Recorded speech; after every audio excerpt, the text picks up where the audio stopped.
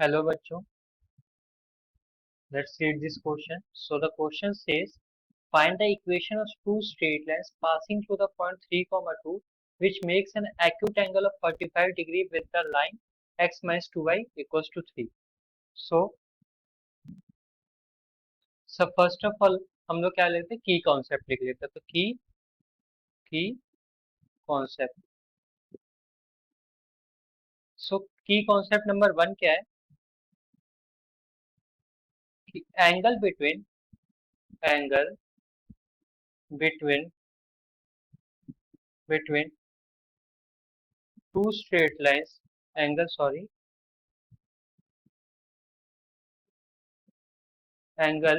between two straight lines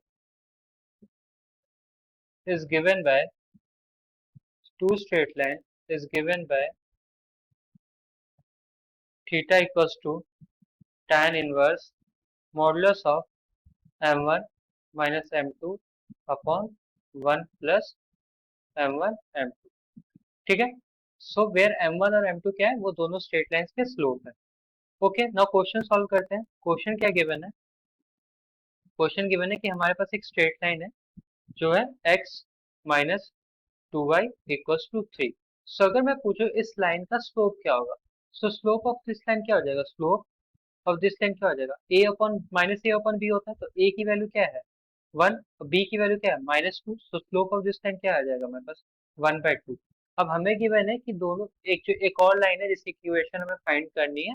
वो line और ये लाइन के बीच में जो एंगल है फाइंड करना है. हमें फाइंड करना है कि ऐसी स्ट्रेट लाइन की इक्वेशन जो 3, 2 से पास हो रही है और वो लाइन इस लाइन के साथ 45 डिग्री एंगल बना रही है. सो हम क्या बोल सकते हैं कि angle between this two lines will be 45 degree. So हम क्या बोल सकते हैं कि tan 45 degree equals to modulus of m1 minus m2 upon 1 plus m1 m2.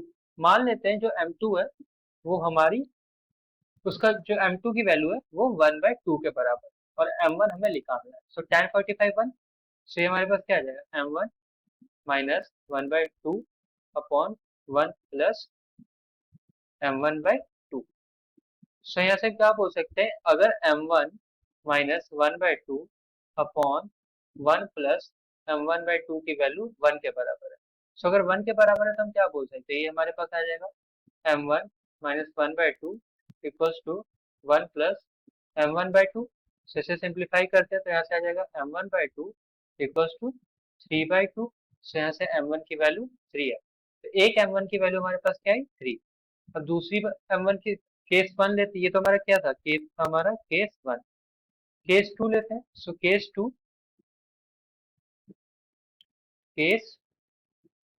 2 जब अगर हमारा m1 minus 1/2 m1 minus 1/2 upon 1 plus m1/2 की वैल्यू 1 प्लस m1/2 की वैल्यू -1 के बराबर हो. तो ये हमारे पास क्या आ जाएगा? ये हमारे पास आ जाएगा m1 minus 1/2 equals to -1 minus m1/2. तो ये आ जाएगा 3m1/2 इक्वल्स टू -1/2. यहाँ से m1 की वैल्यू आ जाएगी -1/3 के. तो हमारे पास m1 की दो वैल्यू है, एक आई हमारे पास 3 और एक आई हमारे पास -1/3.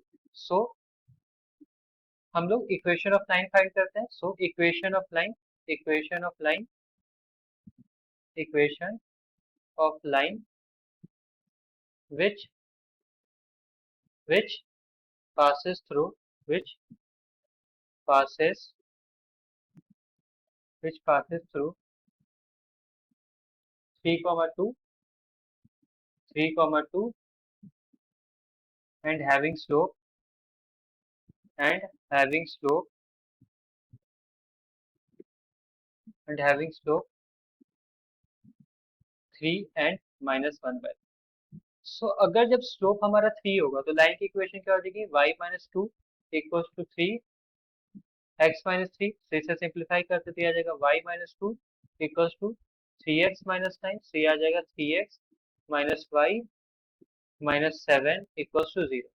और सिमिलरली जब हमारा स्लोप -1/3 हो तो ये क्या आ जाएगा? y minus 2 equals to -1/3 into X minus three. So ये आ जाएगा हमारे पास, ये हमारे पास आ जाएगा 3y minus six equals to minus X plus three. So ये आ जाएगा हमारे पास x plus three Y equals to X plus three Y minus nine equals to zero. So हमारे पास लाइन की इक्वेशन क्या निकल के आई? So equation of lines are, equation of lines are 3x minus y minus 7 equals to 0 and x plus 3y minus 9 equals to 0. So ये हमारी क्या हुई? 3x minus y minus 7 equals to 0 and x plus 3y minus 9 equals to 0. So hope you understood it well. Best of luck.